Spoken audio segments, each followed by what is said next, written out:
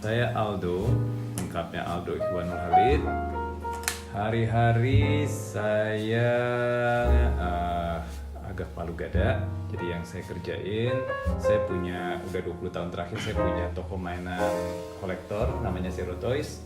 Saya punya museum mainan namanya 98X. Saya punya brand lightsaber namanya Sinar Saber. Saya sering bikin properti untuk film atau buat photoshoot kayak gitu. Saya fotografer dan lain-lain. Halo, saya Alfa. Saya dulu bekerja di advertising, tapi udah sekitar 1,5 tahun ini saya kerja sebagai freelancer dari rumah. Kegiatan saya sehari-hari didominasi dengan saya kalau lagi freelance sebagai brand konsultan.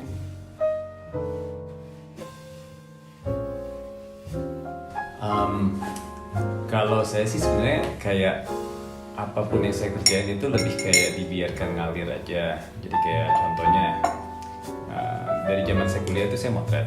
Jadi yang saya memang sepanjang kuliah tuh yang ya kuliah cuma basa-basi, karena akhirnya yang saya kerjakan selama tahun kuliah itu adalah motret. Akhirnya saya dengan beberapa teman yang by the way adalah teman dia, karena teman-teman saya kayak udah beda interest by the time gitu ya. Jadi teman-temannya Alfa itu ada yang suka mainan, saya suka mainan, kita kayak suka hangout bareng, terus ya kita bikin toko mainan yuk gitu. Jadi kita bikin toko mainan. Itu kejadiannya tahun 2000. Apa yang terjadi 20 tahun kemudian? Saya masih ada di toko mainan yang sementara yang kayak semua peralatan motret saya yang udah masuk gudang yang udah berkarat gitu kayak sekarang. Jadi jalur karir kita nggak bakalan tahu, biar nanti kita lihat pas sambil jalan. Kalau saya udah bergelut di dunia advertising 20 tahun kira-kira. Diawali dulu saya art director, terus saya pindah dipromot jadi creative director, pindah profesi jadi planner. Tapi sebetulnya poin terpenting yang paling berasa berubah di hidup tuh 6 tahun terakhir ketika saya punya perusahaan advertising sendiri yang sekitar 1,5 tahun yang lalu udah saya jual. Nah, karena udah 20 tahun bergelut di advertising di Jakarta, itu juga artinya saya selama 20 tahun gak tinggal sama suami saya gitu. Jadi rencananya sih waktu itu ketika perusahaan sudah saya jual, saya pengennya pindah ke Bandung terus bikin rumah, pengennya sih pensiun, retire gitu ya.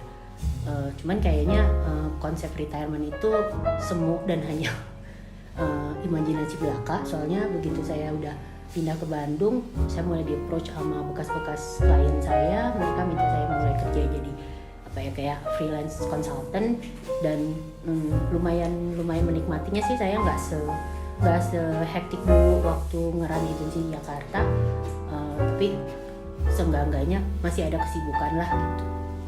Jadi waktu pas mungkin kalau orang lain tuh biasanya journey punya rumah itu kayak habis married terus kontrak rumah gitu ya, habis itu atau tinggal di rumah mertua, lalu ya mungkin kayak nyicil rumah kecil gitu ya, namanya waktu pas ya tahun-tahun pertama married gitu. Terus berapa tahun kemudian pindah ke rumah gede gitu. Kalau kita tuh ya memang kita kos selama berapa 10 tahun ya deh. 10 tahun kita kos di belas-belasan tahun kita kos di Jakarta, terus ya pindah ke apartemen, terus jadi yang kayak waktu pas akhirnya kita ya udah deh kita bakalan bikin rumah, itu Alfa yang nge-brainstorm semua requirement kita, terus dia bikin itu semua jadi satu deck yang akhirnya ini yang harus ada di rumah kita.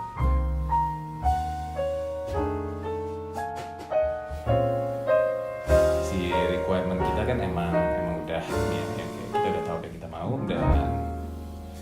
dan itu kayak sebenarnya sih ini kayak lumayan aneh gitu ya yang kita mau dari sisi fungsi, tapi terus kalau buat si style-nya sendiri sebenarnya karena memang belakangan kan emang lagi sangat innya rumah-rumah yang rada-rada minimalis industrial kayak gini, yang kebetulan itu cocok sih gitu. Karena kita memang kepengen sesuatu yang simple tanpa ornamen, karena justru biar kanvasnya sih polos aja, tapi ya dalamannya yang bisa diulik gitu. kita juga dulu requirement secara fungsi lebih ke kita tahu ini rumah depannya ngadep ke sini dan belakangnya itu akan memang berhubungan dengan rumah ibunya Aldo.